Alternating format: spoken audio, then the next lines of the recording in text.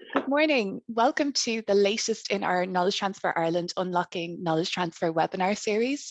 This series has been designed to help industry recognise the different ways that you can tap into the Irish research space to access different expertise and resources.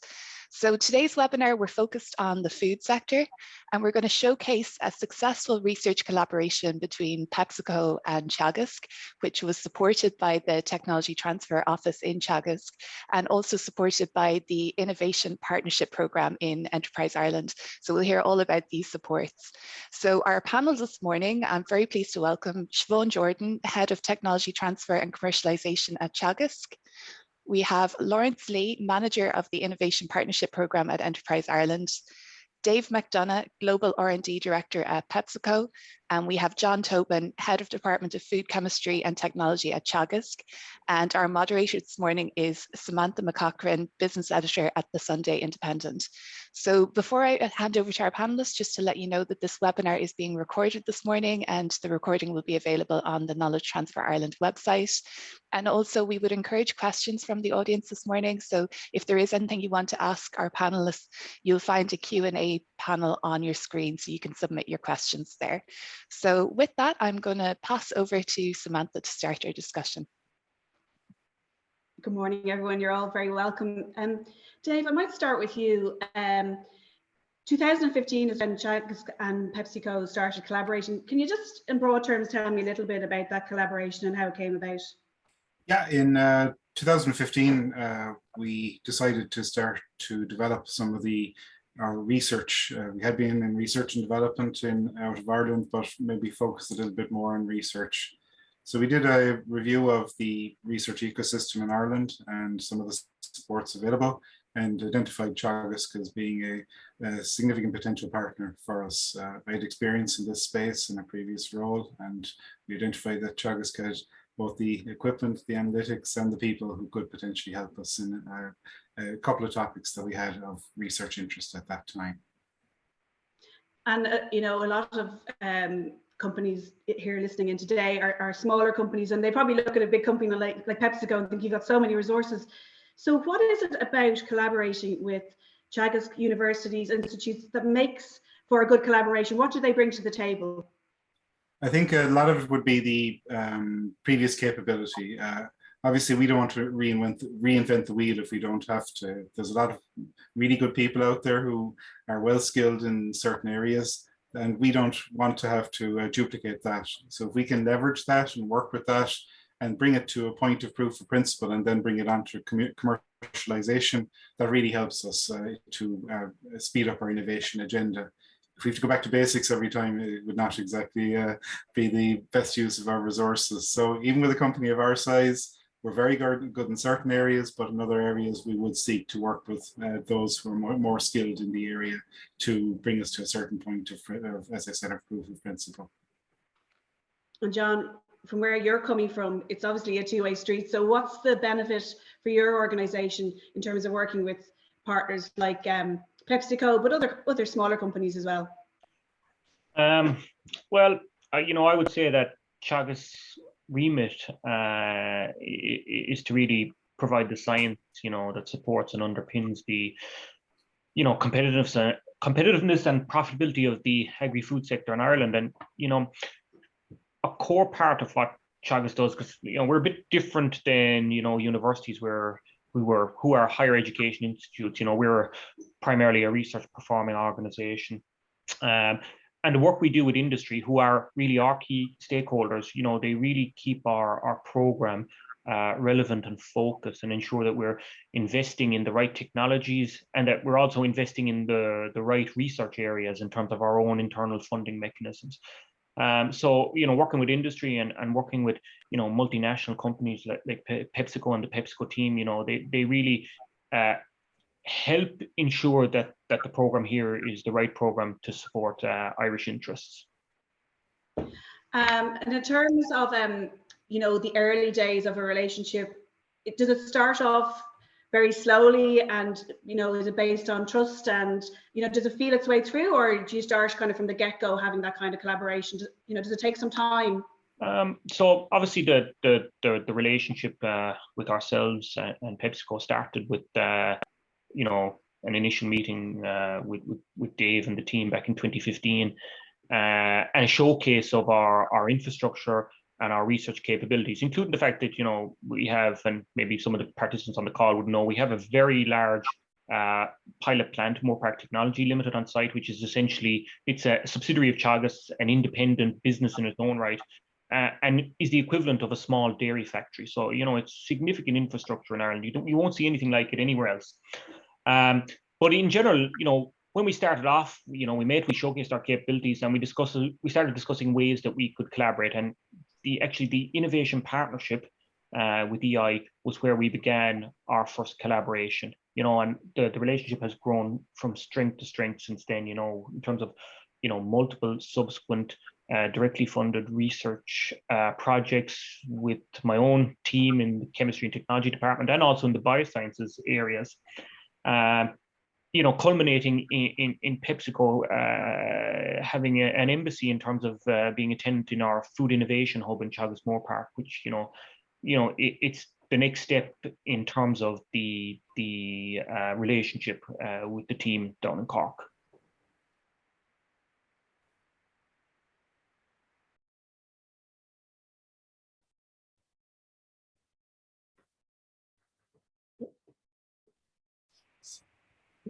I think we've lost Samantha, have we? We've lost Samantha, but I think Siobhan might jump in. I think I'm back now. Can you hear me now? Yeah, we can hear you now. Yeah. Sorry about that. So in terms of the benefits then that you've seen, sort of tangible and intangible, John and Dave, both of you might, from your different perspectives, what sort of benefits have you sort of seen materialize from the partnership? Because it's obviously quite a long-running partnership and it's a continuing partnership. So what would you consider to be a good outcome from this kind of collaborations? Well, just from my perspective, certainly being able to access all of that infrastructure, both as well as the people in Teagasc, it's like an extra research arm to us from our operations out of Cork. It allows us to assess and understand certain projects and programs that we wouldn't normally be able to undertake within our organization. And we also know that we have a good and willing partner who was happy to talk to us and work with us on certain initiatives and bring them to fruition. And the last thing about the pilot plant infrastructure is to be able to bring them to proof of principle, to say that this does work at scale, and then that we can potentially take it on to the next level, which is very important for us, because in a lot of our research collaborations, something might work on a bench, but the real deal is when it can work in a semi-commercial or commercial plant, and then we can say that that is worth taking on to the next stage of commercialization. And then the side benefit is being able to work with really good people, and to, with some of them, potentially bring them into our organization. We have been growing as an R&D organization out of Cork over time, and we would say that there's a few people familiar to those in Teagasc now working in our campus, and vice versa in the overall system. So again, a good and active collaboration from the point of view. And Siobhan, that's a very good, solid example of the right fit, I suppose. And so as technology transfer office, that's obviously the focal point. But how do companies and researchers find that right pairing? Is that quite a challenge, or is that something that you already have well established? As Dave said, I suppose they had, as a multinational company, they had the ability to almost go around and scout out who might be potential partners, and that's Teagasc became a partner of choice because of the long-standing track record of excellence in research and also an excellence in specialist facilities. But I think not all companies perhaps have that ability to have personnel to be able to do that scouting. And I know through tools that are, for example, on the Knowledge Transfer Ireland website, which provides a map of all the research partners across Ireland, along with, I suppose, opportunities for companies to go on websites. It provides a really good way of finding ideal partners. But I know in previous roles that I've had, companies don't know what they don't know, and sometimes it can be extremely difficult to kind of ascertain who's the right partner. So I think that's where approaching, perhaps, we as Teagasc have got a quite a generic email address, techtransfer@teagasc.ie, where companies can pose questions to us.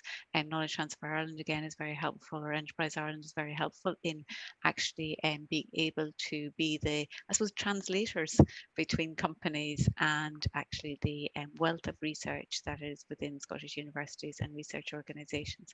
So I think the first encouragement almost to companies is, don't sit there with unanswered questions, reach out and find through whatever channel suits you best to actually establish what's relevant. And Lawrence, there's quite a few programs out there to support those interested in this. The Enterprise Ireland Innovation Partnership Programme being a key one. Can you tell us a bit about the supports that are out there? There's a lot of questions around the specifics of those, so maybe outline some of the supports that are there. Sure. Good morning. So Enterprise Ireland obviously is an agency to support Irish companies to scale and internationalize. And we do have quite a number of different support. Some support companies to grow, some support companies financially, some support companies to access to different markets. And innovation partnerships sit in the division that we support companies to basically research and make their product offering or internal process better, so they becomes more competitive. And innovation partnership in particular would help companies not only doing the research, but also collaborate with a partner, research partners, to help the companies to look at what might be possible, what the technologies can be developed, and how the technology can be applied to the companies. So what we do is we support the project cost for the project that collaborating between the company themselves and the research organization there, and we can support up to 80% of the total project cost. Now, we do have quite a number of, obviously, project going on every year, every month. Actually, more than half of the companies involved in the Innovation Partnership Project would be small or medium-sized company. Certainly quite a number of big companies like PepsiCo as well, but we do welcome smaller companies to collaborate with research organizations like Teagasc to develop the product offering and technology. And just Siobhan, in terms of the TTO encouraging collaboration between industry and researchers and what you do to enhance that, I'm just thinking of the background we're talking about this today at a time when food is just, every page of the newspapers has, food is in every paper. It's the Ukraine situation, the milk shortages for baby milk in America. I mean, it has just become a huge conversation piece against a background of sustainability, which everyone has been talking about for many years. So does that make it easier to draw out the opportunities? Is there a bigger focus on it at the moment, or is it something that industry and researchers have already been really ahead of the game on this with? I suppose Ireland has a long-standing track record across the industry in being, very innovative with respect to food. I think there are a number of drivers. We have now a more educated consumer in terms of what they're seeking, whether it be specifics around certain types of healthier food, whether it be more local, the provenance and the being able to track back food to its source is really, really important from that farm to fork. But equally well, with rising costs, it's inherent in the industry to really look across how can they maximize production, how can they really look at more effective ways of dealing with, anything from food waste right through to extracting, more novel ingredients from particular, be it plant sources, be it animal sources, etc. So there's a whole, I suppose, application of new technologies to both discerning consumers that want to understand where their food is coming from. Equally well, circumstances like rising energy costs, like I suppose the workforce challenges that perhaps are looking across industry, alongside maximising some of the great new technologies and knowledge that are emerging from organisations like Teagasc, is a really exciting time for the agri-food sector in Ireland. And I think, working with both small companies and working with multinationals multinationals, there's a real, I suppose, ambition to make greater inroads both in Ireland but also more globally, to really have I suppose a broader network of organisations that work in this space, along with increasing the both societal and economic value. So that's profitability alongside a healthier both consumers and also healthier population. One of the questions which has come in already is about how research can better be fostered, which has practical applications for enterprise. Dave, from a corporate commercial point of view, have you any observations about research bodies, institutions, universities, what they might do to better hone in their skills? Are there areas of interest that might make it more relevant, or how they might better work with corporate or the corporate side of the world? Yeah, well, so I'm not going to dictate food and research policy to some of the RPOs, but I think as we found with Teagasc and some of the other RPOs, being open to business, being open to interaction with commercial entities allows them to maybe understand where we're coming from, where our key needs are, and in turn then they can translate that onto their research programs or their actual requests for research funding, because our needs are, coming from a global perspective. Being able to understand that and translate that, and then translate that into research programs is obviously important. So it is really, really good to talk. It sounds really simple, but just to interact, intersect, know where our issues are, and then to maybe help us to work on those as well. But I would say that it is something we did find with Teagasc, being open to business, to come in and collaborate, for researchers to work alongside for our researchers to work alongside the Teagasc researchers for common goals. That's with the enabling piece of Enterprise Ireland and other state agencies, really helps to drive the agenda in the right direction. Because we all want to, we're all coming from a common space and all have a common goal, but each of us has different requirements. So I think it's that working together piece, and being as open and collaborative as possible is really the key piece we'd encourage. So in terms of the practical questions and concerns that companies have, just looking at it at the company side for a minute, talk to me a little bit about issues around IP and funding and having skin in the game and those type of issues, because I'm sure they must be some of the questions companies have when they really start to open their minds to this. I'll open that to whoever wants to speak. Well, I'll take it just from a very simple point of view from where we came from. It helped. I was experienced in this arena, but read the National IP Protocol. That's a very good starting point to say that gives you a good guideline about where we're coming from. You don't have to own something to get the benefit from it. So I think that's something that's very important.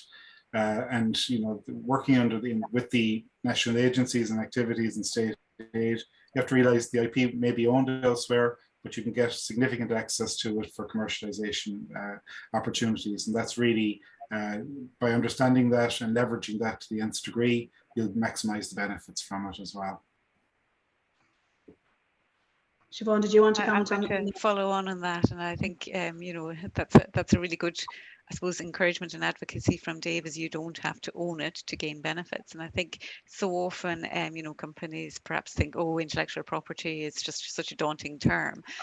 So one of the great things about the innovation partnership that cemented the relationship back in 2015 was the fact that as part of that collaboration, you need to have kind of an early discussion, a prior agreement before you actually submit the application with respect to intellectual property. Now, intellectual property can cover a very wide range of, existing knowledge. It can be actually defined intellectual property like patents, or it can be, databases, etc. So there's a very broad range of what is involved in that intellectual property, and it's really good as part of not just defining the research program, but actually for the company and the researchers to sit down and really describe what it is each of the parties are bringing to the table. And that's really kind of the starting point then of discussion and in thinking about what's the important facets of the intellectual property at the very outset, and then move that to what's the end in sight. If this project is goes really well and the science is proven, what does the company want to do with respect to exploitation, and what's important back to the researchers at the end of the day, that it doesn't hinder them from doing future research or teaching, etc. So I think that practical conversation is helped within the framework that Enterprise Ireland has put out there as part of the application process for this procedure. And that's, that framework doesn't necessarily apply to applying for this funding or this particular type of funding. It's for every kind of almost industry collaboration that can happen with research. It's just being practical and pragmatic about what's the starting point, what's each party bringing, and equally well, what would you like at the end of it? But it's in no one's interest to kind of put, I'm going to say, steel bars up around intellectual property that it can't be, further use to the researchers or indeed to industry. But equally well, as Dave said, the pragmatic approach and the guidelines that are in place in the national IP protocols, and working around the guidance around state aid, etc., is really helpful in making those conversations happen easier and be, I suppose, pragmatic in the midst of it all. Yeah, I just want to, sorry, Samantha, I just want to add, I totally agree with the speakers. The success of innovation partnership, it actually depends on the communication, the effective communication between all the parties there. So the early communication and conversation with researchers and with the TTO office would help the company itself to understand, well, not only the problems and the solutions, but also what would be required or expected throughout the project and after the finish of the project. So my advice to I suppose projects that interest in innovation partnership support would be, the communication should start from the beginning, and you should keep on this channel throughout the project. So don't think the project is outsourced, you outsource the research to someone else. You should work as a partners throughout the whole process, because remember, in the end of the project, a successful project, you still need to transfer whatever technology being developed to the company. So this keep going and try to understand, or even send some staff to somehow work with the researchers in parallel to develop the competencies in-house to prepare for the eventual technology transfer would be quite important as well. Another advice I would have is, don't be too ambitious.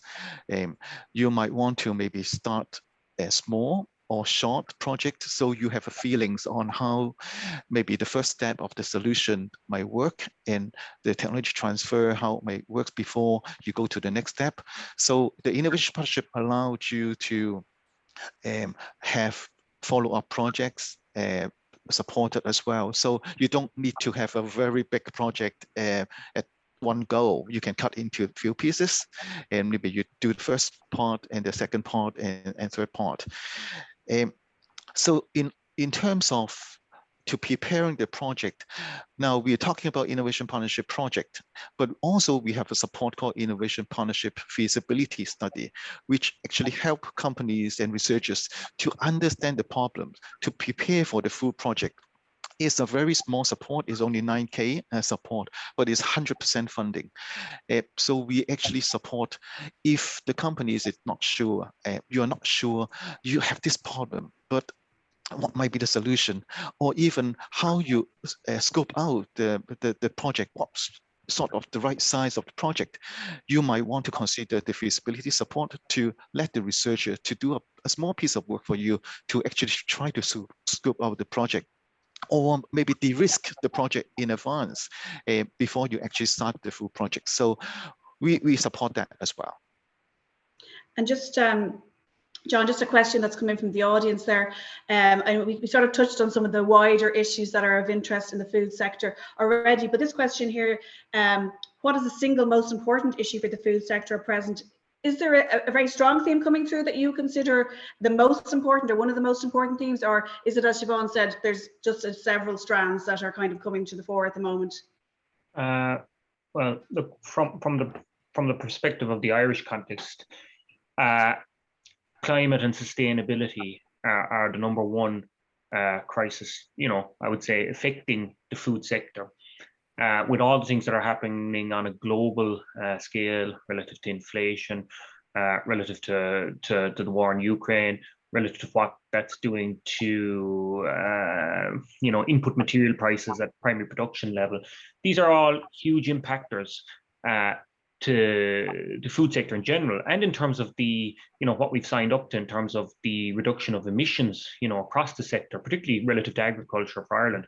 These are all the great challenges that are facing all actors in the sector. But the only thing that I would say about all those things as well, that they must be carefully balanced against two things, which are food security, both at a national and an EU level, and also the link between food security and food quality in terms of supplying the best nutritional quality to everyone that basically the food sector in Ireland is feeding. Some of the questions, are quite specific. Extracting protein from particular crops, microencapsulation of oils. So there's, as we said earlier, there are a wide range of interests there. But I'm just wondering, in terms of de-risking it, as Lawrence was talking about earlier, we're thinking generally, when it comes to mind, you think of one company and one institution. Are there opportunities for multiple partners to collaborate, and how might that work? Absolutely. So when it comes to multi-partner projects, we would have a lot of those projects, both in terms of collaborating ourselves and things like technology centres from Enterprise Ireland, which include things like Food for Health Ireland, Dairy Processing Technology Centre, but also in terms of the Innovation Partnership Programme, we've already led from Teagasc, multi-partner projects ranging from 3 to 6 industry partners, which, in that case, it gives a scope for broadening of the budget to bring in more partners, and it gives you great scope to then to have those partners actually contribute to the project as well, because it's not only about injection of cash in terms of the innovation partnership. A lot of the time it can be injection of in-kind contribution, and that can be personnel time, or in one instance, and we won't get into specifics of any of the projects, but in one instance in a large multi-partner innovation partnership that we're currently running, it's about bringing raw materials to the table that can be used to validate the feasibility and robustness of a new and innovative process that, if it's successful, can benefit the industry as a whole. So, it's not just a one-to-one. Multi-partner can be done. Anyone that's been involved in an EI innovation partnership as well, I know you were talking about IP. Once you've been involved in one, you've already agreed the terms. So you now know what the terms of engagement are with both research performing and higher education institutes in Ireland, essentially, because we're all governed by the same guidelines from Knowledge Transfer Ireland. So once you've done it once, you know the terms, and when they can be sometimes a little bit tricky to agree up front when you're dealing with different legal teams, potentially in different countries, relative to what's allowable in Ireland. But once you get to that common ground, and that's what our TTO and the research team are here to facilitate, is getting the common ground. And once you've done that, subsequent contract and collaborative research projects become much more simple and much more quick to get off the ground, because we have a history, we know how to engage with each other and what that means. And either Siobhan or Lawrence on this question, but Dave outlined very well the collaboration that they have with Teagasc. I'm just wondering, for a large corporate, there's obviously issues they have to deal with, but SMEs, I'm sure, have their own concerns. It may be a very big investment, maybe they're one bet they have. So are there very different concerns from large companies to small companies, or do they all at the heart will have some similar, issues when they're kind of trying to start up a new collaboration? So I would say that the kind of key golden threads running through any collaboration are, around communication and really being clear about what's practical and possible, and then, making sure that it's been really in manageable chunks or milestones, that everybody knows where their role is, and those facets are maintained throughout the partnership. But I think also, in terms of approachability, one of the great assets of Teagasc is the number of state-of-the-art kind of specialist facilities that we have that can operate both to help small, medium-sized companies along with multinationals. So John has mentioned the assets and the specialist facilities within the Moore Park site, but we also have the National Prepared Consumer Food Centre, which is state-of-the-art in Ashtown in Dublin, and that's fantastic for helping a whole range of SMEs and multinationals and really being practical in developing new products and really overcoming obstacles on their kind of new product development. And that can be anything about a conundrum around extruding to freeze drying, etc. So that allows companies to almost come in and roll their sleeves up and do a very small trial that then can really give them the confidence that they're able to use that knowledge back in their own manufacturing. So I suppose it's that approachability is also central to creating a really successful partnership. And in terms of large versus small and medium-sized companies, we think all companies are different.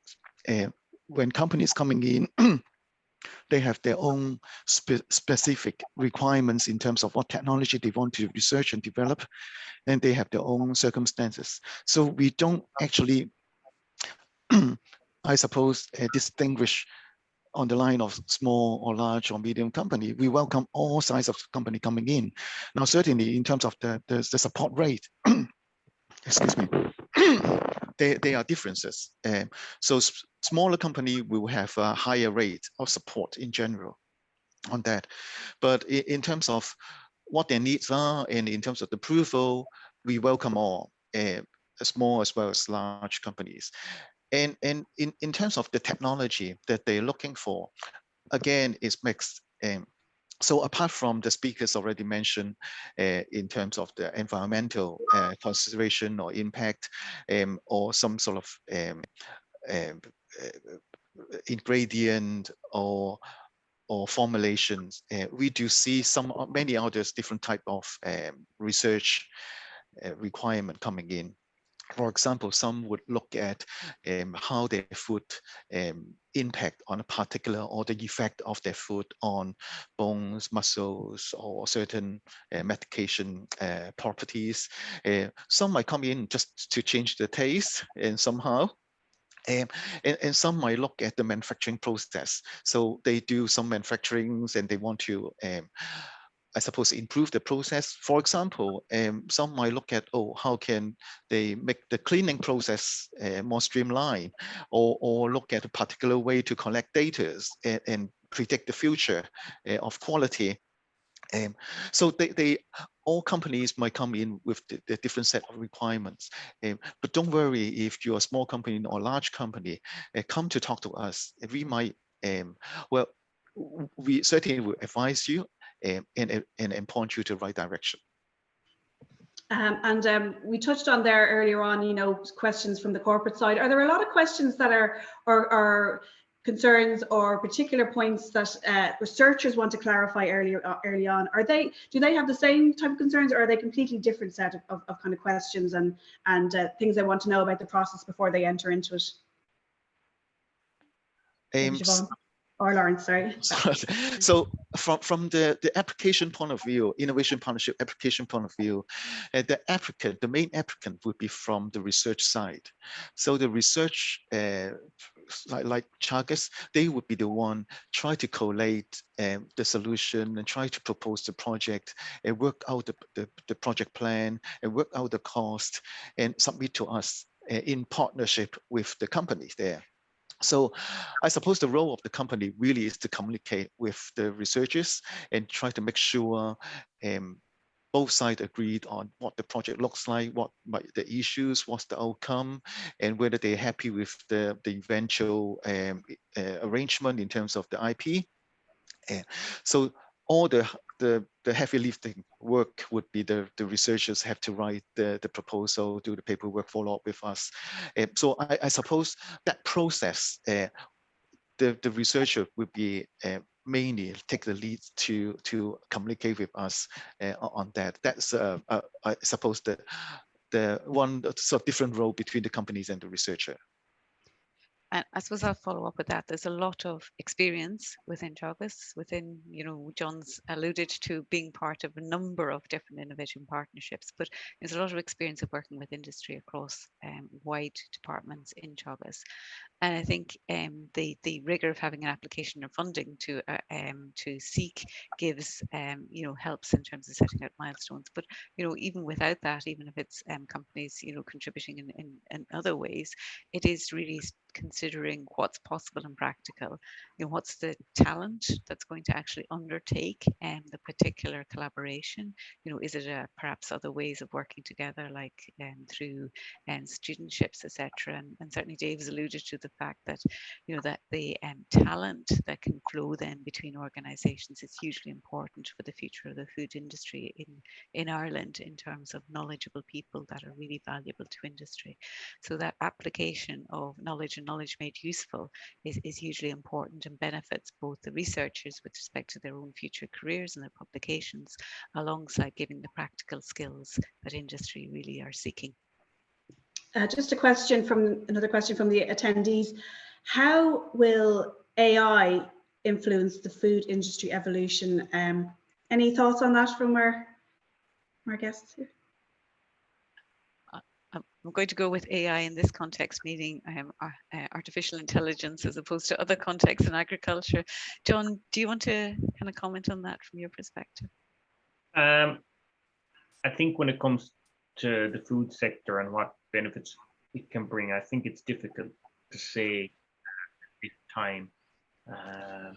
It's a very different industry than some of the places we see AI, being applied more widely in banking, financial sectors, etc. So I would say that it's at the early stages in terms of what it can add in terms of value to the dairy industry. But for me, where you need to look at it is how can I apply it to mining the big data sets that are available both at an industry level and at a national level in some of the big databases and the big repositories of information we have, like things like the ICBF and all the data they're collecting from at an agricultural level. So I think there is scope there, and maybe from a food processing perspective, in terms of Ireland, maybe we need some more joined up thinking in terms of the companies here. Now, I'm gonna pass it over to Dave. Probably he works for a much larger multinational organization, so he probably can't tell us anything. I can say some generalities. Obviously, data and digitization and integration is very important, but I think John alluded to it there. The type of data, the amount of data that you need, the metadata that you need, and the variables that are there, particularly from a food and beverage perspective, are a lot more challenging than in other arenas.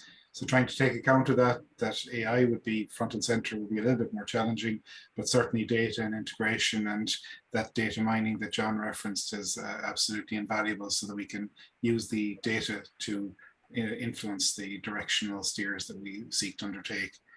But work in progress, and probably one of the biggest investments in the world by all companies at the moment is digitization. That's about as much as I know about digitization, so I'll shush up now about that. We do. Yeah, sorry, I was just going to add, John mentioned about climate and sustainability being one of the, I suppose, opportunities and challenges for facing our agri-food sector in the coming years. And I think artificial intelligence and data and analytics are really going to underpin that in terms of, what's our current situation, what's the goal that we're all trying to get to, and equally well, how can we measure improvements? And artificial intelligence is going to be really really important to really get, I suppose, strong analysis in terms of what are those differences that all of us can make, farmers, food producers, and consumers along that chain, to actually make a real difference to climate change and sustainability. So I think it's a growing and developing area for Ireland with respect to how can we maximise our assets around technology to our reputation around agri-food, to actually then get the best of the best and the decision makings with respect to climate change and sustainability. And just in terms of some of the other questions coming in, as I mentioned, there's quite a few about supports to grants. One specific one here, maybe Lawrence, you might be able to answer, but What type of supports and grants are available for startups, for food startups specifically? Is there anything targeted at those early stage companies? Yeah, before I get to this question, I just want to follow up on the last question. So we do see a few projects that actually has AI element in that, especially in the processing part. And remember, AI is a large field. It could be more than data. For example, computer vision. It's starting to apply in some of the field regarding the dairy herds, for example. So we see projects and ideas coming in to explore AI and other technologies in terms of from the company business point of view. So I think innovation partnership is a great way to try to test those technology and how it actually apply to your own companies there. So go back to the support for startup companies. I mean, obviously, Enterprise Island has loads of different product offering and programs to support established company as well as startup companies. So from the more established companies, we have, for example, the R&D support, the in-house R&D support, agile, and so on. For the earlier stage company, we have the startup funding. We have actually the HPSU division to look after the need of companies on the startup. That they are, for example, CSF funding available for startup companies to develop their propositions. We have training support for the new entrepreneurs, new pioneers, for example, to really guide through them the whole process of startup. And for example, innovation partnership, the collaborative research. Now, innovation partnership is not really designed for startup per se, but we have funded some sort of early stage company. Now, for early stage company, we do require certain criteria, especially in terms of the capability piece. But we have funded an earlier stage company for innovation partnership on this. And if you're from college, from a research institution, we have funding to support you, the commercialization fund, for example, to support the potential spin out or the commercialization of your technology there. So we have loads of program and support for startup companies. I think the advice for food company or food startup, they might want to contact the FoodWorks Island. So again, it's a partnership between Enterprise Island and Teagasc is one of the partners as well, and Bought Beer, to actually help startup companies to really explore the market in this space. So I think FoodWorks Island or foodworksisland.ie maybe is a portal that they should look at. Okay, we're almost out of time, so I'll have to say thank you so much to all our speakers today for sharing that information, and I will pass you back to Siobhan Horn from KTI. Thanks, Samantha, and thank you to our panelists this morning. As many of you know, our role at KTI is to make it easier for businesses to connect with the research space and vice versa. So I just want to mention a number of the supports that we have available to help you at all different stages of the research commercialization journey. So our panel have mentioned the National IP Protocol. We have this available on our website, and KTI manage this document on behalf of the government department. It's Ireland's national research commercialization policy, and it's also the framework really for how businesses and the research base can engage. So if you are new to research commercialization, or if you have any questions about how it works, this is a really good starting point to familiarize yourself with the obligations of both sides. And also a topic that has come up as well during our discussion is finding the right contacts within the research base. So we have a number of resources as well to help you navigate the Irish research landscape. So that's looking for the right support, whether it's a technology centre or a technology gateway, or whether it's the right expertise within a university or a research performing organisation like Teagasc. You'll find contact details for the relevant contacts on the KTI website. And then last but not least, we also have a listing of the different state funding supports as well. So you can put in the stage of development your company is at, and it will give you a listing of the relevant supports for your business. So we can send you on a summary of those supports to the people that have registered this morning. Also, just to mention, we got a lot of questions in from the audience, so thank you very much for posing those questions. We didn't get to answer all of them, but we will get back to everyone that has asked a question, and we will speak to the panelists offline to ensure that you get an answer to your question. So with that, I just want to thank our panelists this morning, Siobhan Jordan, Lawrence Lee, Dave McDonough, John Tobin, and Samantha McCaughrean, our moderator. So thank you very much. We're taking a short hiatus from our webinar program over the summer. We will be back later in the year, and you'll find details of our future webinars on knowledgetransferireland.com, and you'll also find recordings of our previous webinars on the website. So thank you very much. Have a great day.